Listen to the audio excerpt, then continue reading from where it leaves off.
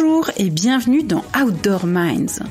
Nous vivons des changements sociétaux très forts qui impactent les business models des secteurs du tourisme et des sports outdoor. Nous assistons à des rebonds fascinants que les leaders savent anticiper pour les transformer en opportunités. Dans cette série d'entretiens, nous voulons partager les parcours, les expériences et les visions des plus grands esprits qui font l'outdoor d'aujourd'hui et de demain. C'est la rencontre d'Armelle Solélac, spécialiste en stratégie de marque et de responsabilité sociétale des entreprises, et d'Ariane Favier, experte du capital immatériel des entreprises et des marques, qui a donné naissance à ce podcast. Pour cette 4e saison, avec nos invités audacieux, nous allons parler du nerf de la guerre, l'argent. Et oui, comment se financent les entreprises et les organisations des secteurs du tourisme et des sports outdoor ? Quels sont leurs freins ou leurs difficultés ? Quelles sont leurs techniques et les meilleures pratiques pour lever des fonds ? Allez, c'est parti pour une nouvelle rencontre inspirante. Bonjour à tous, aujourd'hui nous avons le plaisir d'accueillir Éric Dardet du groupe Baumier. Bonjour Éric. Bonjour Armelle. Alors Éric, est-ce que tu peux nous parler de ton parcours professionnel jusqu'à aujourd'hui, s'il te plaît ?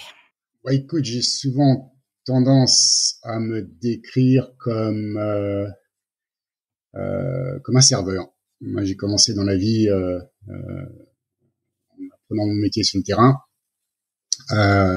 J'ai quitté l'école très tôt, très jeune.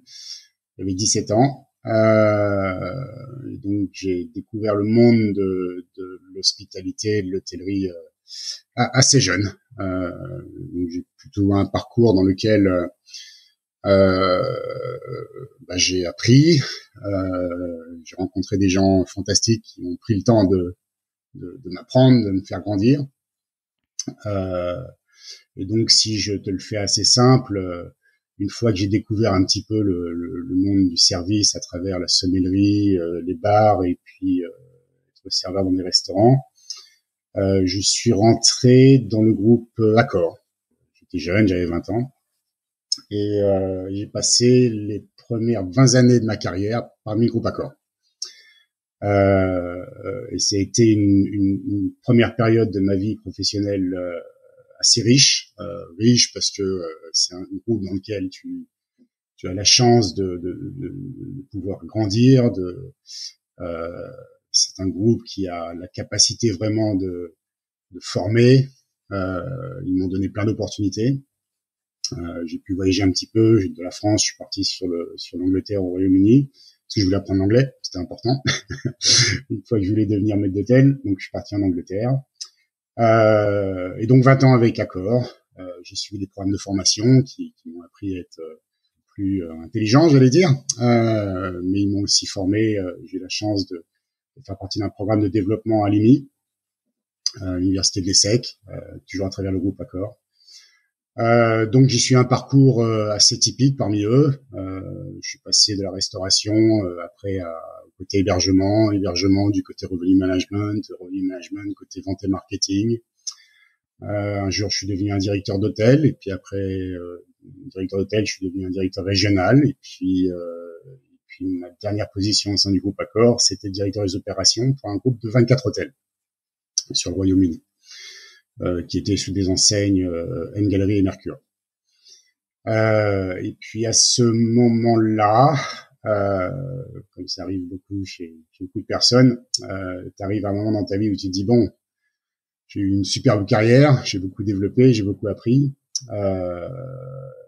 Et puis c'était intéressant parce que plus je grandissais au sein du groupe, et puis moins je faisais ce que j'étais passionné et ce que je voulais vraiment faire, qui était proche du terrain, proche de mes clients, proche de mes hôtels.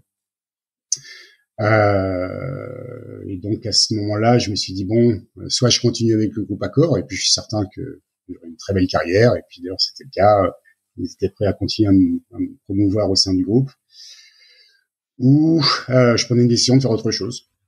Et c'est autre chose ce qui me marquait vraiment à cette époque-là où j'ai pris cette décision de quitter le groupe, c'était d'avoir une vision plus patrimoniale de ce que je faisais. Je voulais retourner proche de ce qui était important dans ma passion, qui sont créer des produits, être parmi mes équipes, être proche du terrain, m'occuper de mes clients. Donc tout ça m'a fait prendre une autre direction. Donc là, j'ai décidé de quitter le groupe Accor après 20 ans et j'ai rencontré un entrepreneur, une autre personne exceptionnelle avec qui j'ai passé quelques années. Et à cette époque-là, donc quand j'ai rejoint cet entrepreneur, nous avions un hôtel à Val Thorens. Et puis de un hôtel, on a grandi à 8 hôtels. Et puis après 6 ou 7 ans à développer ces 8 hôtels, ce que j'appelle un petit peu une autre perspective de ma carrière, qui était de dire bon, on a créé de 8 hôtels. On était à un moment donné de notre vie où c'était important de se dire bon, comment on continue à grandir. Et c'est à ce moment-là où donc j'ai quitté cette première aventure entrepreneuriale et d'investissement pour continuer à faire grandir un groupe qu'on appelait à l'époque les hôtels d'en haut. Les hôtels d'en haut, on a fait une levée de fonds avec un groupe d'investissement qui s'appelle KSL Capital Partners, qui ont investi, qui n'ont pas juste cru, ils ont investi pour nous accompagner à prendre un petit groupe d'hôtels, hôtels d'en haut de 5 hôtels, pour créer ce qu'on appelle aujourd'hui Baumier. Alors justement, qu'est-ce que c'est que Baumier ? Quelle est sa proposition de valeur qui est vraiment singulière ? Baumier, nous on se lève le matin pour connecter les gens aux essentiels de la vie. Et quand je dis les gens, je vraiment au sens large, c'est-à-dire aussi bien pour nos clients que pour nos collaborateurs, que de la manière dont nous voyons la vie. Et les essentiels de la vie, pour nous, c'est cette connexion à la nature, très importante. Cette connexion au bien-être. On se lève le matin, on n'a qu'une seule vie, il faut qu'on prenne soin de notre corps et de nos esprits, et de reconnecter nos gens à nos localités. Je veux dire, c'est vraiment les 3 choses absolument importantes et critiques pour Baumier. Chaque hôtel que nous avons, nous on ouvre nos fenêtres et on voit que des belles choses de la nature, de la montagne, de la campagne, des bords de mer. Cette reconnexion au bien-être, pour nous, ça se fait autour du sport, ça se fait autour de bien manger, des bons ingrédients, des choses fraîches, des choses locales. Et puis ce trait d'union avec nos localités où nous avons pour vision de montrer ce qu'il y a de meilleur au sein des environnements dans lesquels on est. Quand vous avez développé avec ton équipe Baumier, vous aviez fait, tu l'as dit tout à l'heure, rentrer KSL Partners, c'est bien ça ? Oui, tout à fait. Est-ce que tu peux nous parler du parcours de levée de fonds ? Comment ça s'est passé ? Comment tu les as rencontrés ? C'était assez traditionnel où on est passé à travers un broker qui nous a fait rencontrer plusieurs investisseurs ou potentiels investisseurs. Donc à travers ce process, tu rencontres énormément de gens, énormément d'investisseurs qui, à travers ce process, tu dois les convaincre, tu dois leur présenter un projet. Et puis donc il y a eu, j'allais dire, de l'engouement pour notre groupe, parce que la force de Baumier au sein du monde de l'investissement, on est sur un segment qui est très attractif dans le monde de l'hôtellerie. Dès que tu parles d'un groupe hôtelier qui se concentre sur le monde du loisir, qui est un segment qui est attractif et tu sais que les gens souhaiteront toujours, quoi qu'il arrive dans le monde, voyager, découvrir, passer du temps pour leur repos, pour leurs vacances, pour leur bien-être. On a eu tout de suite de l'attractivité. Donc après, ce qui est important, c'est de trouver le bon partenaire. J'allais dire, c'est là où nous avons eu énormément de chance. KSL sont des investisseurs qui n'investissent que dans le monde du loisir et du tourisme. C'est vraiment leur spécialité. Donc ça a été tout de suite un partenariat qui s'annonçait être très bon, très fort. Et aujourd'hui, on a vraiment la chance d'avoir quelqu'un à nos côtés qui depuis 2019 nous ont vraiment aidé à grandir à tous les points de vue, que ce soit sur le nombre d'hôtels que nous avons aujourd'hui, que ce soit sur les investissements autour de la marque Baumier ou que ce soit sur, je veux dire, sur notre équipe centrale, les moyens qu'on y met pour arriver à créer notre groupe. Donc, j'ai dit, on a suivi un process assez typique. Hein. Ça a duré combien de temps? Ça a duré entre 6 et 9 mois. Donc, c'est sur la totalité du process ou toutes les due diligence de KSL? Non, sur la totalité du process, peut-être que tu vas parler presque 1 an. Mais j'ai trouvé le partenaire. Une fois qu'on l'a trouvé, ben oui, il y a une diligence à faire. Et tu dirais que tu as eu combien de rendez-vous avant de rencontrer KSL? C'est 5-6 ou c'est des dizaines? Ah non, c'est des dizaines. C'est des dizaines parce que Baumier était vraiment attractif de notre positionnement, de notre segmentation et de l'opportunité qu'on avait devant nous, quoi, à faire grandir ce groupe. Et donc non, ça c'est par plusieurs dizaines. Et autant tu rencontres beaucoup de monde et puis autant après faut faire le tri. Il y a le tri qui se fait naturellement et puis après t'as les gens qui vont nous donner les moyens d'en avoir besoin. Qu'est-ce que tu retiens de cette aventure de la levée de fonds? C'est un petit peu toujours la même chose. Hein. C'est, je pense que Baumier a trouvé le bon positionnement dans lequel il n'y a pas beaucoup de monde. Donc j'allais dire, on a quelque chose, une espèce d'avantage compétitif, j'allais dire, sur notre segment.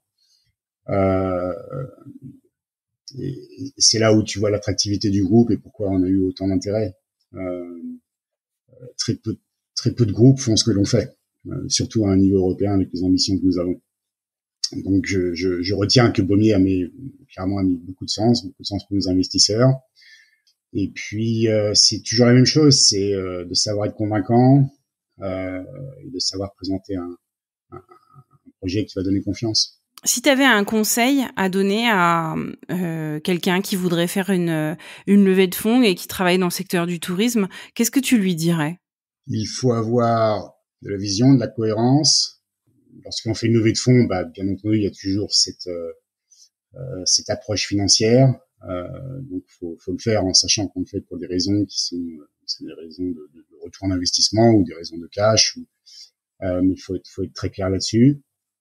Mais ce qui est toujours intéressant, même dans le monde de la finance d'investissement ou des gens qui sont institutionnalisés, ils ont besoin d'avoir en face des gens passionnés et qui apportent une vision. Si je te caricaturise un petit peu le trait, c'est trouver de l'argent dans le monde dans lequel on vit aujourd'hui, c'est pas la difficulté. L'argent est disponible. Ce que les investisseurs ont besoin, c'est d'avoir un vrai projet devant eux, quoi, dans lequel ils peuvent investir. Et donc, j'allais dire, mon meilleur conseil, c'est faut avoir de la vision, faut être convaincant, faut savoir compter, et puis il faut être convaincu par son projet. Est-ce que tu aurais un souvenir ou une anecdote d'une situation assez incroyable que tu as vécue depuis que tu es à la tête de Baumier? J'en ai plein, hein, je savais même pas te dire, t'en donner une, quoi. Il y a toujours des choses qui m'étonnent dans ce qu'on fait. Moi, les choses qui m'étonnent, c'est tu sais, quand tu travailles en équipe et en collectif, qui est une valeur très très importante chez nous, et quand tu travailles avec beaucoup de talents et beaucoup de gens qui font les choses avec passion, c'est le résultat des choses que tu crées, moi, qui me motive tout le temps. Et des fois, ça peut être aussi simple. Je sais pas, la semaine dernière, on voit 3 de nos hôtels qui sont sur la liste de Condé Nast Traveler, où on nous dit sur les 20 plus beaux hôtels de la France, il y en a 3 qui sont Baumier, quoi. Puis tu te lèves le matin, tu te dis mince, c'est beau ça. C'est des choses que tu calcules pas et puis elles arrivent, quoi. Donc ça, c'est des choses qui sont belles. Et puis t'as les moments où tu doutes, t'es là, tu te dis merde, le business ça va pas dans la direction que je pensais. Et puis 6 mois après, 9 mois après, en fait, non, ça fonctionne. Tu vois, donc t'as des moments d'espèce de doute. Et puis quand tu prends le temps et puis quand tu prends du recul, tu te dis mince, en fait, ça fonctionne ce qu'on fait, quoi. Je pensais que tu me parlerais d'ouverture in extremis d'hôtels qui se font toujours dans des conditions épiques. Et quand on a un, j'ai envie de dire, c'est une chose, mais quand on a 4 ou 5 qui peuvent ouvrir simultanément sur une même saison, c'est plus épique à ce niveau-là. C'est complètement fou finalement. Bah, disons, quand tu prends du recul de ce qu'on essaye de faire depuis, on a lancé Baumier en 2021, donc on reste assez jeune, on a quoi, on a un peu plus de 2 ans, quoi. Et quand tu vois tout ce qui a été fait sur ces 2-3 dernières années, où on a rénové tous nos hôtels, t'as raison, ça a apporté beaucoup d'excitation, beaucoup de travail, et puis il y a des petits moments, bon, on s'est un peu planté, c'est pas grave, on réajuste et on recommence. Et puis il y en a d'autres, ça a été un succès tout de suite. Et par-dessus ça, bah on a créé une marque. Par-dessus ça, on a doublé nos équipes. Et par-dessus ça, on a doublé la taille du portefeuille. On a fait énormément de choses. On a fait beaucoup de choses. Mais c'est des moments qui sont excitants. C'est des moments qui prennent beaucoup d'énergie, qui prennent beaucoup de temps. Et en contrepartie, c'est aussi ce qui est très chouette à vivre quand tu es dans un environnement un peu entrepreneurial. Donc ouais, pas simple, mais tous les matins on se réveille en se disant mince, c'est quand même chouette où on est aujourd'hui, quoi, si tu compares à hier, et ce qui te donne un vrai engouement pour notre avenir. Si tu regardes ton parcours, tu disais que des fois il y avait eu des petits cafouillages. Selon toi, quelle a été la plus grosse erreur que tu as commis et qu'est-ce que t'en retiens? Alors, j'ai pas fait de plus grosse erreur. J'ai juste pris des décisions et elles sont ce qu'elles sont, quoi. Et puis t'avances. Donc j'ai pas fait une plus grosse erreur. Je suis sûr j'en ai fait plein. J'en ai fait des petites, des moyennes et des grosses, mais ça a pas trop d'importance en fait. La seule chose qui est importante, c'est de toujours te souvenir de là où tu voulais arriver et de passer toute ton énergie à probablement regarder ce qui fonctionne d'ailleurs. Moi, je passe énormément de temps à regarder ce qui fonctionne et pas oublier de continuer à faire ce qui marche bien. Donc des erreurs, oui, je peux en faire toute une liste. On apprend, c'est pas grave, mais j'en ai pas fait une où je me dis oh mince, j'ai tout raté parce que j'ai rien raté en fait. Mais j'ai rien réussi encore. Enfin, tu vois, ça veut quelque part pas dire grand chose, quoi. Est-ce que je pense qu'aujourd'hui Baumier est un groupe fantastique qui va dans la bonne direction absolument. Et puis est-ce qu'il y a des choses que je ferais différemment, j'en sais rien. Ça a zéro importance. Ce qui s'est passé, c'est passé. Ce qui est plus important et qui a probablement plus de valeur, c'est de savoir que ce qu'on a aujourd'hui va nous emmener dans la bonne direction. Ça pour moi, c'est plus des choses à laquelle je réfléchis. Et pourquoi tu fais ça? Pourquoi tu t'accroches? Parce que c'est quand même pas évident de développer un groupe en partant de 5 hôtels, en étant maintenant on est quasiment triplé le nombre d'hôtels en l'espace de moins de 5-6 ans finalement, en ayant là encore la masse salariale qui a énormément augmenté, avec toutes les difficultés que c'est de structurer un groupe hôtelier quand on part quasiment de zéro. Qu'est-ce qui fait que tu arrives à tenir quand c'est difficile? La vision. La vision. C'est tu te lèves le matin en te rappelant ce que tu essayes de faire, en te rappelant où tu veux aller. Je pense que les deux qualités que j'ai et qui m'ont toujours aidé depuis tout le temps, c'est je suis quelqu'un de passionné et de résilient. C'est deux mots qui sont importants, c'est deux mots que j'ai appris au fur et à mesure du temps. Donc tu vis les choses en te disant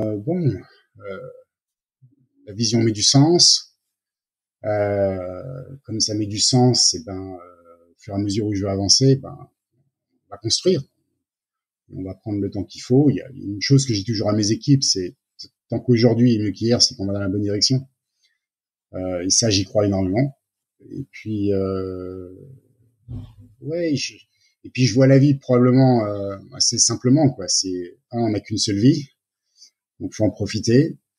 Dans nos métiers à nous, on fait que des choses qui sont belles, quoi. On fait pas des choses à risque, on fait pas des choses où on met des gens en danger. Tu vois ce que je veux dire? Il y a tout ce qu'on fait nous, c'est de créer des beaux lieux dans lesquels nos clients vont s'y sentir bien et on prend soin de nos équipes. Tu vois, c'est pas, ce sont pas des choses dans lesquelles on s'attache à des choses qui peuvent avoir des implications très graves, mais pas du tout.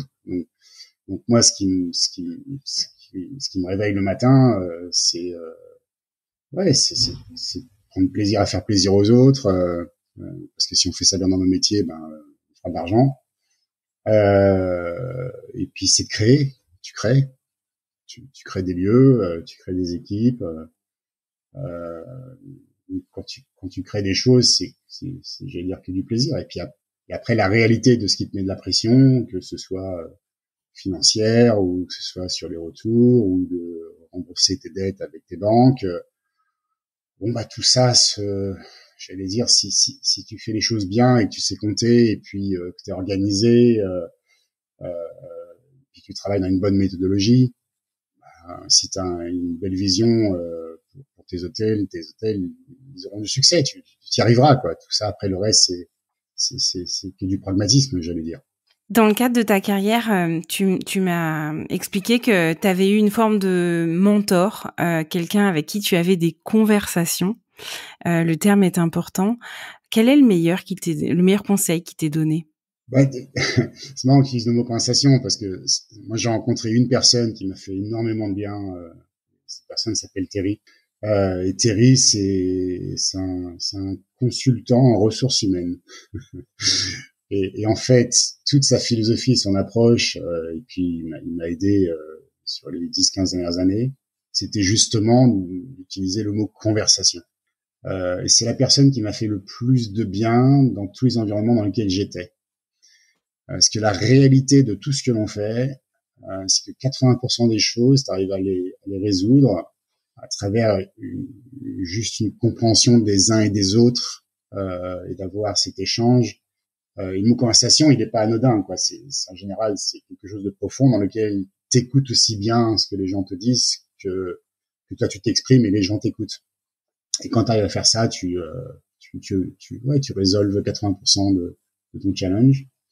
Et donc Terry a été super important, aussi bien sur mon dernier challenge au sein du groupe Accor qu'ensuite quand j'ai rejoint l'entrepreneuriat et le début de la création d'Hôtel d'en haut que aujourd'hui. Donc c'est quelqu'un qui a été super important et qui m'a énormément marqué et qui m'a énormément aidé. Notre industrie du tourisme et en particulier de l'hospitalité, elle a beaucoup évolué ces 10 dernières années. Selon toi, quelles sont les évolutions qui t'ont le plus marqué?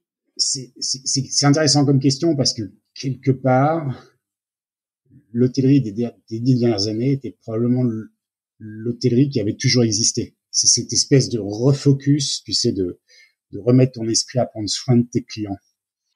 Et probablement dans ces années, dans ces décennies où les choses s'institutionnalisaient beaucoup, où les marques devenaient standardisées, on revient à quelque chose de plus pur et de plus sincère et de plus simple de ce que sont nos métiers.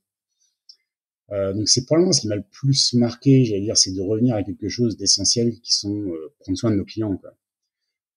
Et aujourd'hui, on peut plus tricher. C'est-à-dire qu'à une époque, quand toutes ces plateformes de réseaux sociaux ou tous ces sites internet où le client s'exprime n'existaient pas, tu pouvais tricher. Maintenant, tu peux plus. Le monde est vraiment transparent.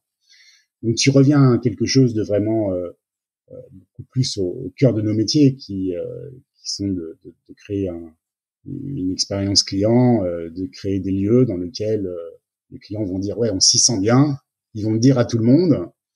Et c'est comme ça que tu crées un bon hôtel. Donc, ce qui est étrange dans tout ce qu'on se dit, c'est de revenir à des choses de base de nos métiers, quoi. Et tu vois toutes ces choses dans lesquelles on revient et on reparle de nos équipes, on reparle de la compétence, on reparle de ce que ça veut dire de créer des choses sincères et belles. Ouais, c'est probablement quelque chose qui redevient nos priorités. Justement, puisqu'on ouvre vers l'avenir, qu'est-ce que tu aimerais voir à l'avenir dans le secteur de l'hospitalité pour les 10 prochaines années? Ce qui est toujours intéressant dans le monde de l'hôtellerie, c'est comment ce nouveau monde, cette nouvelle manière de vivre, ces nouvelles technologies, on arrive à les intégrer dans le monde de l'hôtellerie. C'est rigolo parce que probablement il y a 20 ou 30 ans, les gens restaient dans les hôtels parce qu'ils allaient découvrir les dernières choses super belles, super cool que tu peux avoir chez toi. Et aujourd'hui, lorsqu'on regarde nos hôtels, Est-ce qu'on est aussi innovatif qu'on aimerait l'être? Peut-être un peu moins, mais on va être forcé. Il y a des choses qui se contredisent où on se dit bon, il faut qu'on soit proche de nos clients. Et proche de nos clients, dès que tu parles de nouvelles technologies, ça fait peur à l'hôtelier. En contrepartie, dans le monde dans lequel on vit, ces nouvelles technologies deviennent de plus en plus importantes. Et c'est comment on arrive à les intégrer. Et je dis souvent à mes équipes, surtout dans mon segment à moi, le temps, c'est le luxe pour nos clients. Et c'est comment on arrive à utiliser ces nouvelles technologies dans lesquelles tout devient beaucoup plus simple, beaucoup plus seamless, beaucoup plus rapide, beaucoup plus avoir accès à l'information beaucoup plus rapidement. Donc c'est clair que ces nouvelles technologies, qu'on parle de l'intelligence artificielle ou d'autres, vont devenir absolument clés pour ces prochaines années. Le plus gros challenge de l'hôtelier, un petit peu comme d'habitude, c'est comment vraiment t'intègres ça dans le monde dans lequel on s'appelle un monde de service et d'hospitalité. Ça va être notre challenge. Mais il faut qu'on le voie comme quelque chose de bien, parce que comme le temps c'est du luxe, comment on va se servir de tout ça pour que ce soit cohérent avec nos expériences pour nos clients. Mais oui, tu regardes un site internet d'un hôtel il y a 10 ans, aujourd'hui et dans 5 ans, c'est plus les mêmes choses. À un moment, on était content d'avoir des belles photos sur des vidéos. Et puis demain, on te parle d'avoir la capacité de pouvoir visiter un hôtel complètement avec son environnement à travers ton site internet. Donc, tout évolue rapidement. Donc, je pense que là sont les enjeux de l'hôtelier. Je trouve ça super excitant. Merci beaucoup, Éric Dardet, CEO du groupe hôtelier Baumier, d'avoir été notre invité aujourd'hui.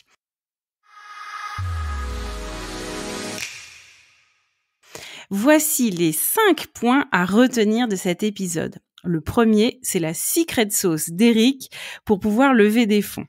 Elle tient en 4 ingrédients. Le premier, c'est de trouver votre avantage compétitif, c'est-à-dire trouver ce qui vous distingue du reste du marché. Le deuxième ingrédient, c'est d'être convaincant en rassurant un maximum sur la viabilité du projet entrepreneurial. Le troisième ingrédient, c'est de bien expliquer pourquoi vous avez besoin de l'argent que vous levez et comment vous allez l'utiliser. Et enfin, le dernier ingrédient, c'est de montrer que derrière tout ça, derrière ce projet, il y a une vision et une passion très forte. Le deuxième point à retenir, c'est que quand c'est difficile, il faut revenir aux fondamentaux. Quelle est votre vision? Raccrochez-vous à elle pour retrouver le sens de ce que vous faites. Tant que ce que vous faites est mieux qu'hier, c'est que vous êtes dans la bonne direction. Le troisième point de cet entretien, c'est une punchline. Se faire plaisir en faisant plaisir aux autres, ça rapporte de l'argent. Le quatrième point de cet entretien, c'est qu'on peut régler la majorité de nos problèmes en ayant des conversations avec nos interlocuteurs. Pas des longues réunions, pas des négociations, vous l'avez bien entendu, des conversations. Et enfin, le dernier point, c'est qu'à une époque, le luxe, c'était l'espace. Aujourd'hui, le luxe, c'est le temps. Merci à tous d'avoir écouté cet épisode d'Outdoor Minds. Si vous êtes arrivé au bout, c'est sûrement qu'il vous a plu. Nous vous invitons à le partager autour de vous et à nous soutenir en mettant une note de 5 étoiles avec un commentaire sympa. Cela nous aidera beaucoup à faire connaître cette balado-diffusion et mettre en lumière tous ces leaders qui le méritent. Vous voulez découvrir de nouvelles choses dans le tourisme et les sports outdoor? Alors nous vous invitons à nous retrouver dimanche prochain avec un invité prestigieux. À très vite pour un nouvel épisode d'Outdoor Minds.